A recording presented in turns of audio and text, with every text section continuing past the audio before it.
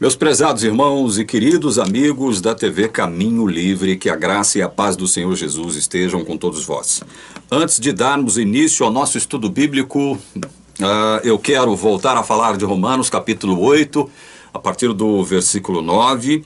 Antes, porém, eu quero fazer duas observações. Uma com relação ao irmão Edson, lá do Rio Grande do Norte. Eu publiquei 2 vídeos do irmão Edson aqui.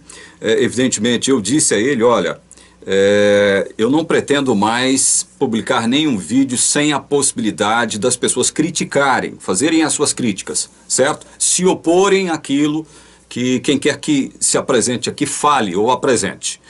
E o irmão Edson topou mesmo assim, né, publicar as suas considerações. Eu as publiquei e está aí. Uma coisa boa que eu aprendi na Igreja Adventista é uma coisa positiva que a Igreja Adventista faz.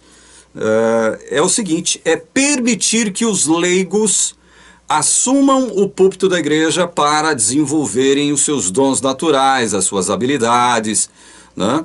Isso é muito bom, seus talentos naturais, isso é muito bom, isso é positivo, né? Então, o fato do irmão Edson ser uma pessoa simples, né, um leigo na palavra de Deus, não o desqualifica a apresentar aqui o seu ponto de vista, as suas ideias, da forma como ele sabe fazer, certo? Então, só um recadinho aos críticos, certo? O crítico tem todo direito, o espaço está aí justamente para isso, mas é só um recadinho, uma observação aos críticos que têm feito críticas contra não só a minha pessoa, bem como de um modo geral, ao nosso trabalho, ao nosso ministério aqui na TV Caminho Livre, certo? Às vezes a crítica é tão importante porque através da crítica nós podemos retificar um erro que foi cometido, nós podemos criar uma pauta, nós podemos estabelecer aqui uma pauta, discutirmos um determinado assunto, corrigirmos alguma coisa, não é? Ou então reforçar, ou então ratificar aquilo que foi dito. Então a crítica, ainda que ela seja negativa, né, ainda que ela seja, como costumam dizer, destrutiva, né, ela tem a sua importância sim. Eu, como profissional da comunicação, no meio do rádio, no meio radiofônico e televisivo há mais de 30 anos, eu aprendi a conviver com um contraditório. Eu sou obrigado a conviver com um contraditório. Eu tenho que respeitar aquele que pensa diferentemente de mim, e é por isso, eu já disse e vou repetir aqui de novo, é por isso que eu não apago nenhuma crítica, nenhuma observação que é feita aqui, certo? Já apaguei algumas coisas aqui da seção de comentários, alguns links maliciosos e nefastos, né, que queriam se aproveitar aqui do nosso canal para poder fazer propaganda de outras seitas, tais como Mormons e Testemunhas de Jeová, né? Olha, eu não quero sair da brasa, eu não quero sair do espeto e cair numa brasa, como diz o ditado popular, não é verdade? Se nós estamos aqui alertando para os erros teológicos gravíssimos cometidos pela teologia adventista, nós vamos então agora dar moral para Testemunho de Jeová e para Mormon. Então, alguns links maliciosos que tinham a intenção de direcionar, de chamar a atenção dos irmãos que assistem aos nossos vídeos aqui, direcioná-los para o site das Testemunhas de Jeová, ou então para um site dos Mormons, é óbvio que eu tive que apagar. Agora, os comentários críticos, eles estão todos aí, e vão ficar e vão permanecer aí, né? É como o próprio irmão Edson acabou de dizer na sua simplicidade, né? Ele inclusive agradeceu as críticas que ele recebeu. Olha, você tem direito, né? Você tem direito de criticar, e é verdade. A seção de comentários está aí para isso mesmo, para recebermos elogios e para recebermos as críticas. Algumas, veja bem, algumas estão muito bem fundamentadas, né? Embora em premissas equivocadas, mas estão bem fundamentadas. E aí você percebe a sinceridade e a honestidade por parte daquele que teceu essas críticas. Na medida do possível, eu gosto de responder a essas críticas, né? Recebo também, para quem não sabe, no e-mail da TV Caminho Livre, algumas vezes, alguns e-mails mal educados, e eu não dou a mínima atenção para esse tipo de e-mail que eu recebo lá, certo? Algumas pessoas se acham no direito de tentar calar a minha boca, e não vão conseguir. Só Deus vai calar a minha boca. Só Deus tem o poder para me tirar daqui. Já andaram me criticando pelo fato de eu estar aqui dizendo que, abrindo a possibilidade dos irmãos me ajudarem aqui, né, financeiramente. Porque eu, num vídeo onde eu falei sobre o sábado, há uns 2 anos atrás, eu disse que não aceitaria nenhum tipo de contribuição financeira para o canal, para a manutenção desse canal, certo? Então, para a manutenção desse canal, eu não preciso de nenhuma ajuda financeira mesmo. Eu não preciso de nenhuma ajuda financeira, certo? Então, não confundam uma coisa com outra, né? Muita gente de todos os matizes intelectuais chegam aqui na seção de comentários, né, alguns maliciosos, alguns mal intencionados, e pensam que nós somos imbecis, né, de aceitar tudo e de deixar ser afetado por tudo. Eu não caio nessa conversinha fiada.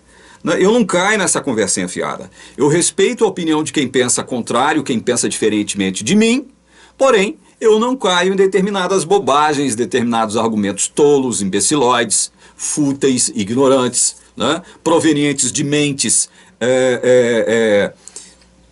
atrasadas, né, pessoas que não leem, pessoas que não estudam, né, se leem e estudam algo de um ponto de vista muito tendencioso, né, completamente fora do padrão bíblico, escriturístico, né? Então, olha, eu sei que isso jamais vai deixar de existir, né? Essa questão da crítica, da malícia, da má intenção, né, ao se fazer uma crítica aqui, eu sei que isso nunca vai deixar de existir. Portanto, eu só estou fazendo essas observações porque as pessoas vão querer me criticar agora porque que eu permiti que o irmão Edson expusesse as suas considerações da forma como ele as fez aqui, né? Acabei de publicar o segundo vídeo dele, né, com aquilo que ele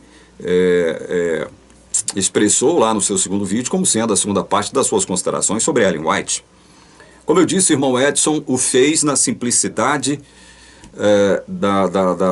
do seu coração, se expressou da forma como ele sabe se expressar, né? Ele tem boas intenções, certo? É óbvio que nem os melhores comunicadores eles são perfeitos, né? Nem os melhores. Até os melhores eles cometem erros. Então, que dirá uma pessoa que não tem intimidade com o microfone, que não tem intimidade com a câmera, né? Que não tem intimidade com as palavras. Todos nós temos, né? Eu, inclusive, disse num vídeo passado aqui também o seguinte: olha, embora eu seja um profissional do rádio e da televisão, eu nunca aprendi a falar na minha língua perfeitamente, né? Nunca aprendi, certo? Às vezes eu cometo alguns equívocos, alguns atos falhos aqui, erros de concordância, mas são coisas que não comprometem o conteúdo daquilo que eu transmiti, né? Não vão comprometer o sentido, o significado, ou até mesmo as intenções, né, que me motivaram a expressar, a publicar o que eu publiquei aqui. Muito bem. Dito isso, encerrada essa primeira consideração, eu vou para a segunda consideração. Um irmão, Borges, me enviou um e-mail dias atrás. Aliás, faz tempo que ele me enviou e-mail, só que como eu recebo e-mail todos os dias, eu sou obrigado a dar atenção aos e-mails que eu recebo na ordem de chegada. Eu procuro ser justo nesse aspecto. Eu demorei a responder ao irmão Borges. Mas aí, o irmão Borges me passou aqui uma sugestão de uma pauta, né? A sugestão de um assunto que poderia ser discutido. Eu conheço esse texto, já conheço o texto que o irmão Borges me passou, os textos de Ellen White, já conheço esses textos há muito tempo, né? Houve uma época em que eu pensei em trabalhar essa questão, desenvolver aqui uma discussão em torno desses textos que o irmão Borges me passou, mas eu vou deixar você fazer as suas observações a respeito dos textos indicados e sugeridos pelo irmão Borges aqui, ok? Eu vou ler os textos e vou deixar que você depois, na seção de comentários, faça os seus próprios comentários, que você opine, que você emita uma ideia sobre o que nós vamos ler aqui agora, certo? Bom, o primeiro texto Deixa eu ver aqui. É do livro Primeiros Escritos, tá? Página 74. O primeiro texto diz assim: tenho visto, isso é Ellen White, tá? Eu abro aspas para Ellen White agora. Tenho visto que o diagrama de 1843 foi dirigido pela mão do Senhor e que ele não deve ser alterado. Que as figurações eram o que ele, o Senhor, né, desejava que fossem, e que sua mão estava presente e ocultou um engano em alguma figuração, de maneira que ninguém pudesse vê-lo até que sua mão fosse removida. Portanto, este primeiro, fecha aspas, este primeiro texto está na página 74 de Primeiros Escritos. É uma observação que ela faz com relação àquele gráfico, aquele diagrama apresentado por Guilherme Miller nas suas preleções, anunciando a volta de Jesus para, primeiro, né, em 1843, depois reformulando ali sua base de dados, ele chegou à conclusão que seria em março de 1844, e depois, mais uma vez, reformulando a sua base de dados, ele indicou a última data, que era 22 de outubro de 1844. Ellen White diz aqui que este gráfico, esse diagrama elaborado, de 1843, havia realmente um engano ali, havia um erro, mas ela afirma que este engano, este erro, ele foi omitido, né, da percepção do entendimento dos irmãos que elaboravam as suas preleções com base nesse diagrama, pela mão do próprio Deus. Ou seja, ela atribuiu a Deus a omissão deste erro, deste engano, certo? É isso que ela está dizendo aqui. Se você tem um livro, Primeiros Escritos, leia a página 74 e depois emita o seu comentário aqui, tá bom? O outro texto indicado pelo irmão Borges, também de Primeiros Escritos, está na página 235. Abro aspas para Ellen White. Viu o povo de Deus com alegria, em expectação, aguardando o seu Senhor, mas era intento de Deus prová-los. Sua mão ocultou um engano na contagem dos períodos proféticos. Aqueles que estavam esperando pelo seu Senhor não descobriram este erro, e os homens mais doutos que se opunham ao tempo também deixaram de o ver. Era intuito de Deus que seu povo defrontasse com o desapontamento, fecha aspas. Então, ela mais uma vez reafirma aquilo que ela havia dito ali na página 74 de Primeiros Escritos, atribuindo a Deus a ocultação de um erro que desembocou no desapontamento de 22 de outubro de 1844, e que antes desse desapontamento havia produzido outros desapontamentos também, né? Como nós dissemos aqui. Outro texto que o irmão Borges sugeriu que nós comentássemos aqui, ainda no livro Primeiros Escritos, é o que consta na página 246. Abro aspas para Ellen White. Viu o desapontamento dos que confiavam, quando Jesus não voltou no tempo que esperavam. Havia sido o propósito de Deus ocultar o futuro e levar o seu povo a um ponto de decisão. Sem a pregação de um tempo definido para a vinda de Cristo, a obra que Deus designara não teria sido executada. Satanás estava levando muitos a olharem para além do futuro, aos grandes acontecimentos relacionados com o juízo e o fim da graça. Era necessário que o povo fosse levado a buscar fervorosa preparação para o presente. É interessante isso, né? Muitíssimo interessante. Ela atribuir a Deus o fato de que ocultar estes erros, estes enganos que desembocaram aqui no desapontamento, foi obra de Deus. Isso é muito interessante isso, né? É uma coisa que não dá realmente para aceitar isto facilmente, não é?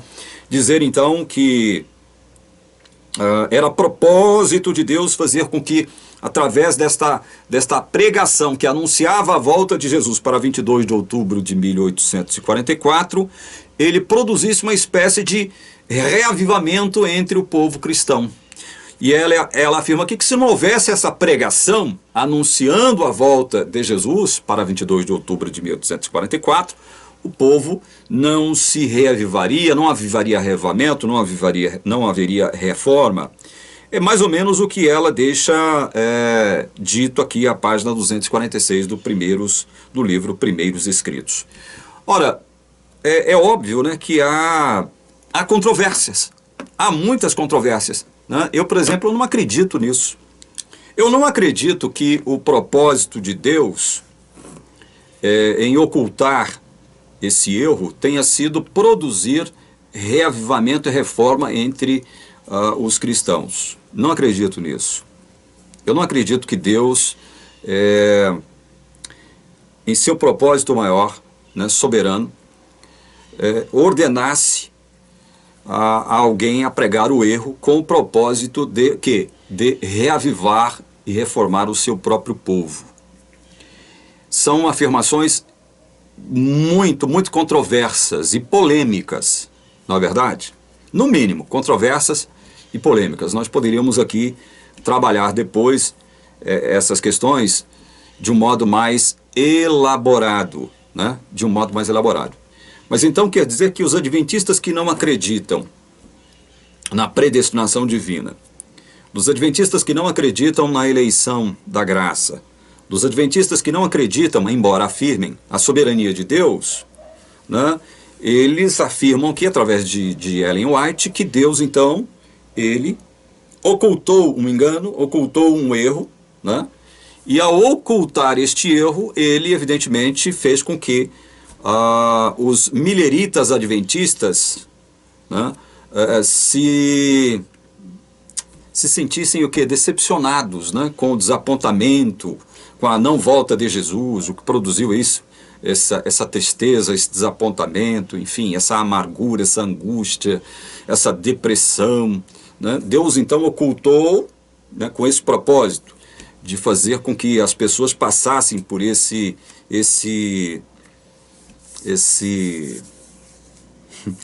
é impressionante, né? Esse desapontamento. Então, irmãos, é um negócio tremendo, é um negócio tremendo, tremendo. A gente poderia, como eu disse aqui, numa oportunidade posterior, trabalhar melhor essas questões aqui e propor algo a respeito da vontade de Deus, sobre a qual eu já trabalhei aqui em alguns vídeos. Por quê? Porque se eu não entender a vontade de Deus, que se manifesta de vários modos, existem vários aspectos da vontade de Deus, eu não vou entender algumas coisas, e eu vou errar na percepção e no entendimento de outras coisas que são importantes, que nós entendamos de um modo correto. Mas que isso é interessante, partindo-se de uma autoridade adventista, né? Olha, Deus providencialmente, né, e propositalmente, ele ocultou o engano, ele ocultou um erro, né? E ele então, foi propósito dele que esse povo adventista milerita pregasse um engano, pregasse um erro, né? O que desembocou numa grande decepção, num grande desapontamento. É muito interessante, partindo-se de uma mentalidade adventista, isso. Muito interessante, né? Se isso aqui fosse escrito por um reformado, né, eu tenho certeza que haveria uma grita geral por parte dos adventistas. Uma grita geral. Mas como isto é proveniente da pena de Ellen White, eu tenho certeza que ela, evidentemente, ela está tratando de um fato circunscrito, relacionado ao movimento milerita adventista. Então, ela não está tratando de um fato bíblico, né? Então, eu creio que isso é proveniente dela mesma, isso é dela mesma, isso veio dela, né? Isso é procedente dela, né? Isso é da sua lavra, entende? É óbvio que ela não copiou isso de ninguém, ela não tomou emprestado essa opinião de ninguém, e ela mesma produziu isto que está expresso aqui em 3 lugares no livro Primeiros Escritos. Dá no que pensar, né? Isso aqui produz realmente muita confusão na mente de algumas pessoas que não conhecem alguns aspectos da vontade de Deus. Eu citaria aqui, por exemplo, vamos ver se eu consigo me lembrar, O primeiro aspecto da vontade de Deus é o aspecto decretivo. Quando Deus decreta algo, essa vontade decretiva de Deus não depende do ser humano para se cumprir. Deus decretou, e independentemente do que a humanidade faça ou não faça, pense ou não pense, haja ou reaja, independentemente de qualquer coisa, aquilo que Deus decretou vai acontecer. Né? Então existe uma vontade, um aspecto da vontade de Deus que é a vontade decretiva de Deus. Né? É a vontade proposital, direta, soberana de Deus que se manifesta e que se cumpre, que se realiza, que se atualiza independentemente da humanidade ou de qualquer outro elemento da natureza, certo? A vontade decretiva de Deus é um aspecto da vontade de Deus. Existe a vontade secreta de Deus. Isso pode muito bem ser apreendido a partir da leitura de Deuteronômio, capítulo 29, versículo 29. As coisas encobertas pertencem ao Senhor nosso Deus. Aquelas que foram reveladas pertencem a nós e aos nossos filhos, mas as encobertas pertencem a Deus. Então, obviamente, Moisés, quando escreve isso, inspirado pelo Santo Espírito de Deus, ele está deixando ali implicitamente expressa a ideia de que há uma vontade secreta. Deus possui uma vontade secreta, não é? E essa vontade secreta, ela é imperscrutável, ou não se pode sondá-la, não se pode conhecê-la, penetrá-la. É vontade secreta, pertence única e exclusivamente a Deus. Existe essa vontade secreta. Então nós já vimos dois aspectos da vontade de Deus. Vontade decretiva, é quando a vontade de Deus se cumpre independentemente do homem, ou de qualquer elemento da natureza. Vontade secreta, que é a vontade que pertence somente a Deus, é aquele conhecimento que pertence somente a Deus. Deus não revelou isso, nem a anjos e nem a homens, certo? Existe um outro aspecto da vontade de Deus que é muito importante, é a vontade permissiva. Permissiva. Deus permite, por N razões inclusive que não foram reveladas, que algumas nações, que algumas tribos, que algum ser humano, né, que alguém faça algo, mesmo que esse algo vá de encontro à sua vontade. Nós poderíamos, se eu fosse enquadrar isto que Ellen White escreveu aqui, desses três, eu poderia até tentar, num exercício fenomenal de boa vontade, aplicar isto aqui à questão da vontade permissiva de Deus, certo? Então veja, por isso é que eu disse que o que ela escreveu aqui pode gerar controvérsias e é, evidentemente, polêmico, no mínimo, certo? Então, além da vontade decretiva, existe a vontade secreta, a vontade permissiva de Deus, mas é vontade de Deus, vontade permissiva é a vontade de Deus, certo? Além dessas três vontades, existe a vontade de prazer, que é muito próxima da vontade secreta de Deus e muito próxima da vontade permissiva de Deus. A vontade de prazer é aquela expressa, por exemplo, no versículo de Ezequiel 33:11, eu acho que é 11 mesmo o versículo, é quando Deus diz que não tem prazer na morte do ímpio. E é verdade.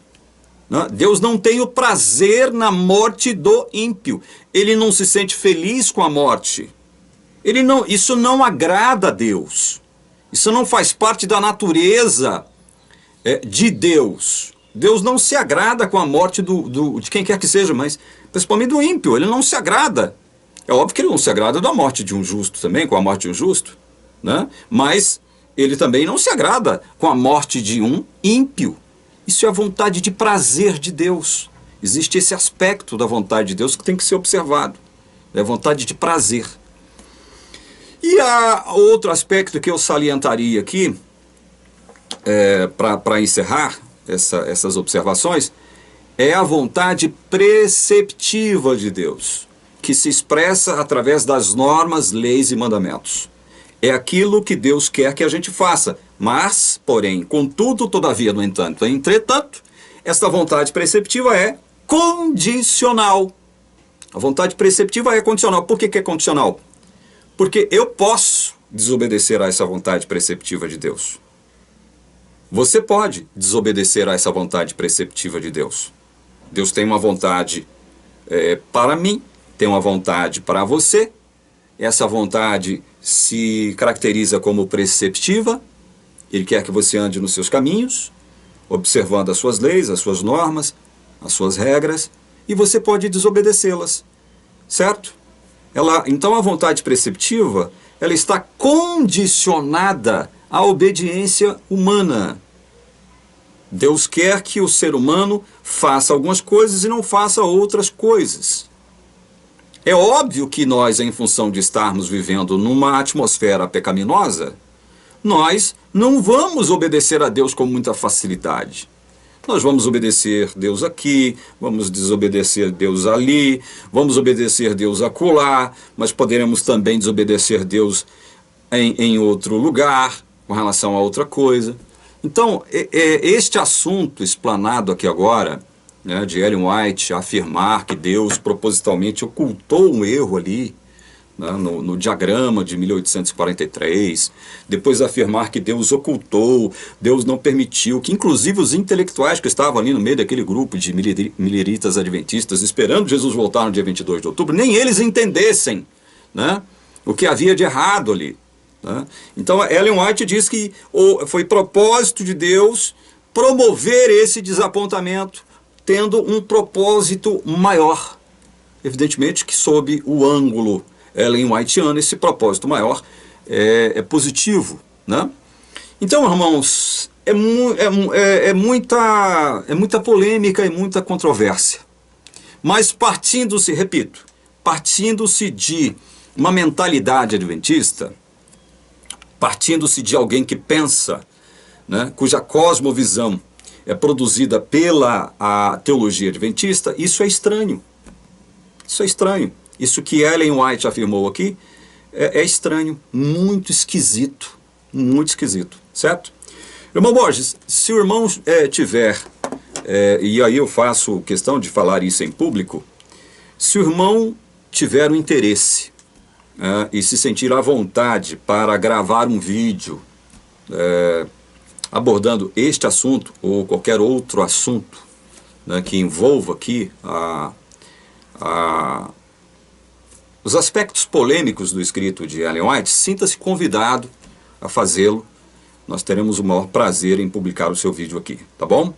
Eu estou fazendo esse convite ao irmão Borges, mas eu estendo esse convite a você que está me assistindo agora, que gostaria de manifestar-se publicamente. Eu estou abrindo aqui a TV Caminho Livre para que você possa fazer isso, tá certo? Você sente desejo de testemunhar publicamente a respeito de algo que Deus fez em sua vida? Então, eu estou abrindo aqui o canal, né, estou abrindo aqui a TV Caminho Livre para que você possa se manifestar desse modo, certo? Amados, essas duas observações minhas que eu fiz agora foram longas demais, né? Eu não tinha intenção de me demorar nelas, mas não vamos perder o bonde não. Vamos abrir em Romanos capítulo 8, vamos ler logo o verso 9. Os dois últimos versos lidos e tratados por nós aqui, a respeito de Romanos, foram os versos 7 e 8. Nós estamos fazendo uma exposição verso por verso, né, na sequência. E para contextualizar, eu leio de novo os versos 7 e 8, e aí a gente entra no versículo 9. E vamos ver até onde dá para ir aqui, certo? Porque a inclinação, verso 7, a inclinação da carne é inimizade contra Deus, pois não está sujeita à lei de Deus, nem mesmo pode estar. Portanto, os que estão na carne não podem agradar a Deus. A carne, então, é impotente para se sujeitar, para se submeter à lei de Deus. Ela não tem a possibilidade, não tem o poder de agradar a Deus. Nenhum ser humano, enquanto na carne, nesse primeiro nascimento, ele tem condição de agradar a Deus. Sou eu que estou falando? É algum teólogo reformado que está falando? Não. É Paulo, inspirado pelo Espírito Santo de Deus. É palavra de Deus. Verso 9. Vocês, porém, olha o que Paulo diz aqui para os romanos, a quem ele escrevia. Vocês, porém, não estão na carne, mas no Espírito. Ou seja, para quem mesmo Paulo estava escrevendo? Paulo estava escrevendo para a igreja de Deus em Roma. E havia ali judeus convertidos ao cristianismo, muito embora estivessem ainda nutrindo certas ideias, certos preconceitos contra o cristianismo, nutrindo e trazendo para o seio do cristianismo algumas ideias judaicas, eminentemente judaicas, meramente judaicas, né, para o seio do cristianismo, alguns hábitos. Eles estavam tentando impor algumas coisas para os novos crentes, né, e Paulo tinha que trabalhar com isso. Isso era um problema grave. Então havia ali nesse cenário da igreja cristã constituída por judeus convertidos e gentios convertidos, uma tensão entre judeus e gentios. Essa tensão, ela prevaleceu ao longo dos primeiros anos aqui, e que, evidentemente, culminaram, né, na produção daquilo que nós entendemos ser hoje o Novo Testamento. Essa tensão existia, ela era algo perceptível a olho nu, era algo que a gente podia sentir, era algo que a gente percebia. E se nós estivéssemos lá vivendo naqueles dias, nós também perceberíamos essa tensão entre judeus convertidos e gentios convertidos. Então Paulo está dizendo aqui para essa gente, olha, vocês porém não estão na carne, mas no Espírito. Vocês já não são mais carne. Jesus, no diálogo com Nicodemos, deixou bem claro, o que nasce da carne é carne, o que nasce do Espírito é Espírito. Né? Carne é carne, Espírito é Espírito. Quem nasce da carne permanecerá sendo carne, a não ser que Deus haja na vida desse, para transformá-lo em espírito. Né? O que é isso? Ele está dizendo, Paulo aqui, vocês porém não estão na carne, mas no Espírito. Estar no Espírito, essa questão do estar aqui é uma questão geográfica, né? Eu hoje estou aqui em Goiânia, né, num determinado lugar da cidade de Goiânia. Eu estou aqui ocupando um lugar no espaço, certo? Então, essa questão de estar, ela possui um aspecto metafórico, simbólico. Estar no Espírito significa o que mesmo? Estar no Espírito significa que agora eu sou controlado pelo Espírito Santo de Deus. Antes, eu era controlado pela minha carne. Eu era dominado pela minha carne. Eu não tinha o poder de buscar a Deus por mim mesmo, de desejar a Deus por mim mesmo, de gostar das coisas relacionadas a Deus por mim mesmo. Carne é carne. Carne odeia Deus. Carne é inimiga de Deus, é o que Paulo diz aqui no verso 7. Porque a inclinação da carne é inimizade contra Deus. Carne é inimiga de Deus. O próprio Paulo, aqui em Romanos capítulo 5, vamos ler? Ele declara o seguinte, aqui no verso 10. Olha só o que ele declara. Porque se nós, quando inimigos, fomos reconciliados com Deus mediante a morte do seu Filho, muito mais, estando já reconciliados, seremos salvos pela sua vida. Então, quando estávamos na carne, Paulo vai dizer isso para o povo romano, para a igreja de Roma. Quando vocês estavam na carne, vocês eram o quê? Inimigos de Deus, porque a sua carne não se sujeita à lei de Deus. Ela não se submete à lei de Deus. Por isso ela não pode agradar a Deus com fé. Não pode. Ela não pode produzir fé. A carne não produz fé. Certo? Nós já tratamos disso. E aí vem ele dizendo no verso 9 de Romanos 8 o seguinte, olha, vocês porém não estão na carne, mas no Espírito. É isso que significa estar no Espírito. A minha vida passou pelo novo nascimento, foi o Espírito Santo que me fez como filho de Deus, que me gerou no reino de Deus. Né? Esse novo nascimento pelo qual eu passei não foi obra minha, foi obra do Espírito Santo. O Espírito Santo me gerou pela água e pela sua ação. A água é um sentido metafórico, simbólico para a palavra de Deus. O Espírito Santo me trouxe a vida. Foi isso que aconteceu. Então a minha vida agora, né, ela pertence a Deus. Eu agora sou filho de Deus. E Paulo vai tratar disso aqui na frente. E estar no Espírito significa que a minha vida, ela é dirigida, comandada, administrada pelo Espírito Santo de Deus. Significa que a gente não peca mais? Significa que a gente já se tornou alguém perfeito?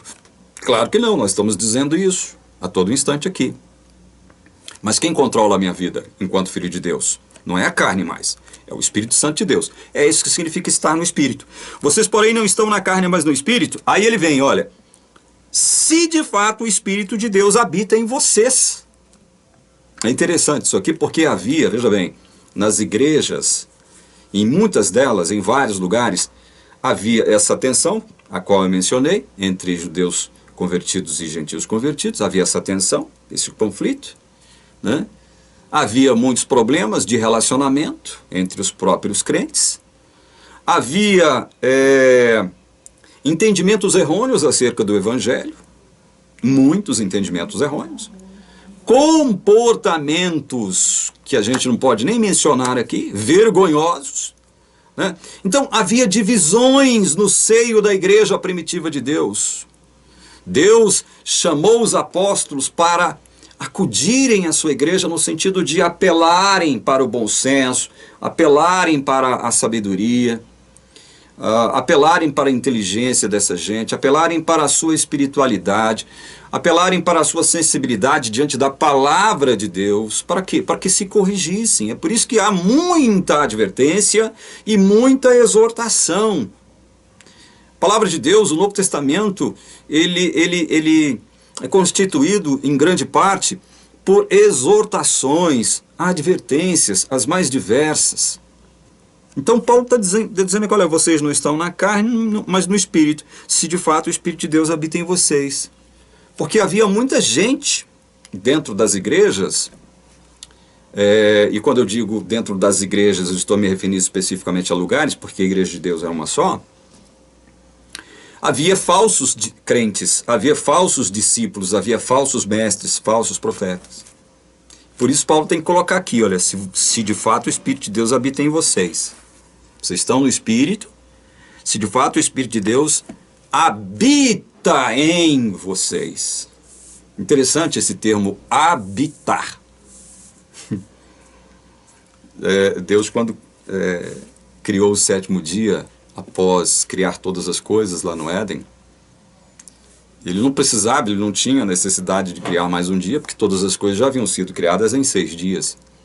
Aí ele cria o sétimo, e no sétimo ele descansa, né? Ele descansa, depois ele abençoa e santifica o sétimo dia. E eu costumo dizer isso aos meus amigos que me questionam sobre a questão do sábado, dizer o seguinte, olha, o fato de Deus descansar ali no sétimo dia não significava apenas e simplesmente que Deus estava nos dando um exemplo, como diz a igreja adventista. Não era só isso que Deus estava fazendo, um exemplo, né? Não era só isso. O fato de Deus descansar ali, ele tem um sentido, tem um significado muito maior, muito mais amplo, muito mais rico, sobre todos os aspectos. Em que lugar você descansa? Em que lugar você descansa mesmo de verdade? Não é no seu lar? Não é na sua casa? Por mais simples que ela seja, por mais pobre que ela seja, não é na sua casa, não é no seu lar que você descansa. Você descansa no lugar em que você habita. O descanso mesmo, o seu descanso, só acontece no lugar em que você habita. Quando Deus descansa no Éden, Ele estava querendo dizer o seguinte para a humanidade recém-criada: eu estou habitando com vocês. Estou mudando de endereço para habitar com vocês. Vou morar com vocês. Se vocês cumprirem apenas uma ordem minha, não comam do fruto daquela árvore ali. Então, eu já falei muito sobre esse assunto. Eu estou só fazendo uma referência a esse assunto graças ao termo, a expressão habitar.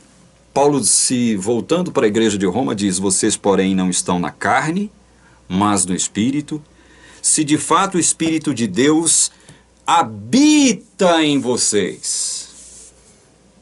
É por isso que o escritor da carta aos Hebreus, ele afirma categoricamente uma coisa: quando nós cremos no que Deus, por meio de Cristo, através do Espírito, fez por nós e em nós, entramos no descanso de Deus. Por quê? Porque o próprio Deus vem habitar conosco, morar conosco. Somos templo ou templos do Espírito Santo, do ponto de vista individual. Como igreja, nós somos o templo do Espírito Santo. Isso não é bonito? Então, se o Espírito de Deus habita em nós, nós não estamos na carne mais. Nós somos dirigidos, controlados pelo Espírito Santo de Deus. Não é bonito isso? E Paulo, então, tem que enfatizar isso. Certo? Paulo tem que enfatizar isso. No próximo vídeo, nós vamos comentar do versículo 10. Nós vamos ver até quando, né, dá para comentar a partir do versículo 10. Tá certo? Que Deus possa abençoar você que assiste, que prestigia este canal. Que o Espírito Santo fale poderosamente ao seu coração. Que o Espírito Santo unja a sua mente, para que você possa enxergar com os olhos do entendimento as belezas maravilhosas deste Evangelho que está fundamentado na pessoa de Cristo. Em nome de quem nós rogamos a Deus esta bênção sobre você. Amém.